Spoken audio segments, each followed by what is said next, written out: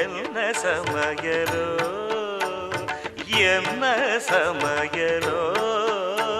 இதை பாருங்க, நம்ம சமையல் செய்யும்போது சீக்கிரம் வெங்காயம் வதக்கணும்னா கொஞ்சோண்டு அதான் லைட்டாக கொஞ்சோண்டு உப்பு போடுங்க, சீக்கிரம் வதங்கிடுங்க. ஊறுகான்னு சொன்ன உடனே நாக்கில் எச்சி ஊறுது இல்லைங்க. ஊறுகாவில் தான் எத்தனை விதம். மாங்காய் ஊறுகாய், எலுமிச்சை ஊறுகாய், நெல்லிக்காய் ஊறுகாய், முழு நெல்லிக்காய் ஊறுகாய், மாங்காய் இஞ்சி ஊறுகாய், இப்படி ஊறுகாயில் நிறைய வெரைட்டிஸ் இருக்குது, நிறைய விஷயங்கள் இருக்குது. நம்ம அம்மா பாட்டி இவங்கெல்லாம் நிறைய ஊறுகாய் பண்ணியிருக்காங்க, நம்மளும் சாப்பிட்ருக்கோம். மஞ்சள் ஊறுகாய், இதை நீங்கள் கேள்விப்பட்டிருக்கீங்களா இல்லை சாப்பிட்ருக்கீங்களா? இப்போ நான் சொல்கிறேன், நீங்கள் குறிச்சிக்கோங்க.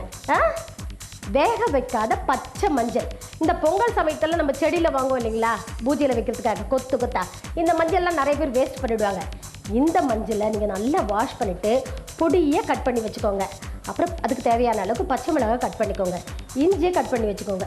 இது எல்லாத்தையும் ஒரு பவுலில் போட்டுட்டு தேவையான அளவுக்கு லெமன் ஜூஸ் புழிஞ்சு விட்டுட்டு உப்பையும் போட்டு நல்லா கலந்துருங்க. தேவைப்பட்டால் கடுகு தாளித்து கொட்டிக்கோங்க. இது ரொம்ப மருத்துவ குணம் நிரம்பிய ஊறுகாங்க, ரொம்ப நல்லாயிருக்கும். இது என்னென்ன வியாதி குணப்படுத்துதுன்னு பார்க்கலாமா? வயிறு சம்மந்தப்பட்ட உபாதைகள் எல்லாம் பரிபூர்ணமாக சரியாயிடும்.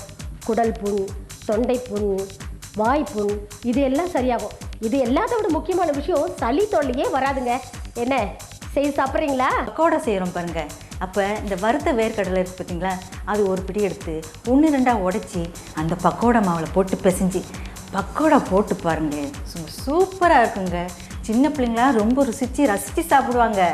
என்னங்க, நம்மளில் யாருக்காவது சப்பாத்தி பிடிக்காது வேண்டான்னு சொல்கிறவங்க இருக்காங்களா? அப்படி இந்த கோதுமையை அரைக்கிற நேரத்தில் அதில் ஒரே ஒரு கைப்பிடி கொண்டக்கடலையை போட்டு அரைச்சிட்டு வந்தோன்னு வைங்களேன், அதுக்கப்புறம் செய்கிற அந்த சப்பாத்தி இருக்குது பாருங்கள், நல்ல டேஸ்ட்டாக இருக்கும், வாசனையாக இருக்கும். அது மட்டும் இல்லைங்க, அந்த சப்பாத்தி எடுக்கும்போதே கரைஞ்சி போகிற மாதிரி அவ்வளோ சாஃப்டாக இருக்குங்க.